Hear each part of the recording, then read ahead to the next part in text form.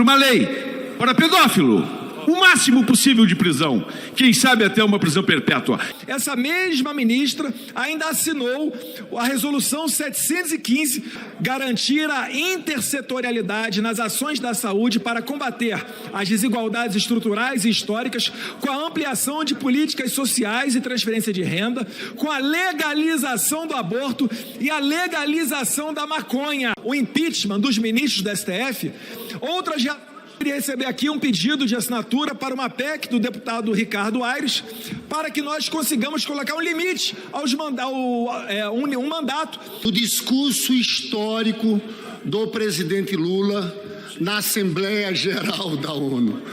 Depois de anos de isolamento, que o Brasil era tratado como um pária nesses fóruns internacionais, a gente viu o presidente Lula ser interrompido para aplausos por 7 vezes. O presidente Lula ecoar a voz dos que lutam contra a desigualdade social, por um mundo mais justo. Olha, quando eu falo que foi um dia histórico, é porque eu acho que essa Assembleia Geral da ONU, a participação do presidente, marca a história. Eu quero trazer alguns trechos do discurso do presidente Lula. Os governos precisam romper com a dissonância cada vez maior entre a voz dos mercados e a voz das ruas.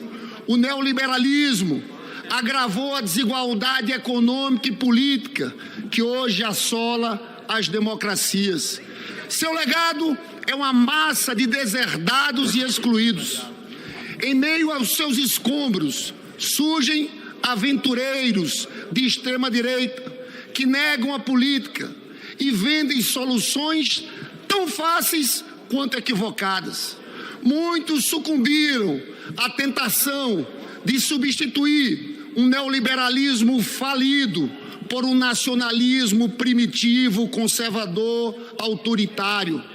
Repudiamos uma agenda que utiliza os imigrantes como bodes expiatórios, que corrói o estado de bem-estar social e que investe contra os direitos dos trabalhadores. Senhor presidente, agora nesse momento que a gente está nessa plenária, o presidente Lula está junto com o presidente Biden, discutindo uma nova situação para os trabalhadores do mundo, principalmente trabalhadores de aplicativos, trabalhadores que foram excluídos, estão sem direitos alguns. Eu quero dizer, senhor presidente, que eu tenho muito orgulho de ter feito campanha, de ter resistido esse período inteiro, que a democracia foi afrontada e ter visto o desempenho do presidente Lula no dia de ontem. E aqui no Brasil a gente começa a ver também as diferenças. Depois de ter uma inflação de quase de 12% no governo Bolsonaro no ano passado, a inflação está em 4%. O salário mínimo, que estava congelado, foi reajustado acima da inflação. Os servidores públicos que não recebiam aumento, salário congelado. Eu só peço 15 segundos. Os servidores que tiveram salários congelados no governo do Bolsonaro tiveram aumento de 9%, aumento do vale alimentação. Então, senhor presidente, a gente está no rumo certo. Essa viagem é a viagem da restauração, da credibilidade do Brasil no mundo. Muito obrigado, presidente. Senhor presidente, eu acho que o pessoal dos bolsonaristas aqui desta casa estão muito desesperados.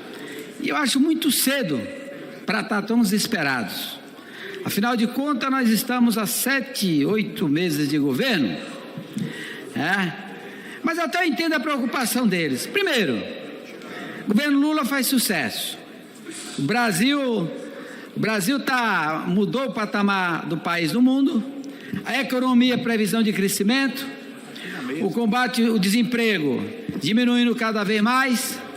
E várias ações do governo que estão sendo tomadas, que está colocando o país no eixo. E aí eles ficam desesperados porque sabem que vai ser muito difícil ganhar da gente nas próximas eleições e apela para tudo que é lado. Apela nos discursos aqui falsos, mentirosos, com dados falsos, confundindo o povo, Aliás, uma prática, né? Uma prática desse povo é mentir. Mente nas redes sociais, mente aqui no plenário, faz a política da mentira. Essa é a prática. Hoje lá na Comissão de Transporte, viu, padre Luiz Couto, o deputado do PL apresentou um requerimento para fazer uma vistoria no avião presidencial, que o presidente Lula usa para fazer as viagens. Um requerimento sem pé, sem cabeça. Comissão de Transporte fazer uma vistoria no avião presidencial para saber se era necessário comprar um outro ou não. O que é que a Comissão de Transporte entende de avião? Pelo amor de Deus, pelo amor de Deus, isso é um tipo de vexame que acontece graças ao desespero. Graças ao desespero. Aliás, o discurso da ONU ontem trouxe mais desespero. Portanto, nós acreditamos no Brasil, e nós acreditamos no Brasil não é de andar com a bandeira nas costas ou andar com a camisa verde e amarela no peito. Nós acreditamos no Brasil porque nós somos brasileiros, lutadores, e não precisamos andar com a camisa da verde e amarela ou com a bandeira nas costas para dizer que somos brasileiros. Somos brasileiros que somos do Piauí, da Paraíba, de Alagoas, de todos os estados desse país, genuinamente nascido no Brasil, genuinamente família brasileira. Esse é o retrato do povo brasileiro. E esse povo que acredita nesse governo, esse povo que fez o L e não vai se arrepender, senhor presidente, para concluir, e não se arrependerá. Esse é o recado que eu tenho a dizer, senhor presidente. Muito obrigado. Eu gosto de repetir o seguinte: quem não tem argumento, grita.